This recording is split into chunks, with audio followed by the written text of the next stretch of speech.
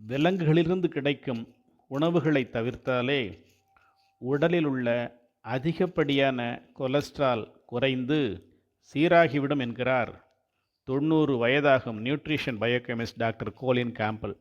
மேலும் grains, legumes, vegetables, fruits எனப்படும் whole food plant based diet prevents, suspense and or cures all of the following என cancers, cardiovascular diseases, multiple sclerosis, kidney stones, osteoporosis, diabetes mellitus 1 and 2, rheumatoid arthritis, obesity, erectile dysfunction, macular degeneration, hypertension, acne, migraine, lupus, depression, Alzheimer's disease, cognitive dysfunction போன்ற பல வியாதிகளை பட்டியலிடுகிறார்.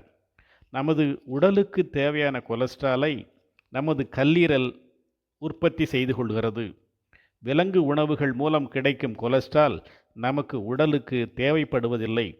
தாவர உணவுகளில் cholesterol இல்லை என்றும் ஆதாரங்களோடு எடுத்துரைக்கும் doctor கோலின் Campbell அவர்கள் கொலஸ்ட்ரால் மாத்திரை உட்கொண்டால் நமது கல்லீரல் உற்பத்தி செய்யக்கூடிய நமக்கு தேவையான கொலஸ்ட்ரால் உற்பத்தியை தடை செய்து பக்க விளைவுகளை உண்டாக்கும் என்கிறார் ஆதாரங்களோடு.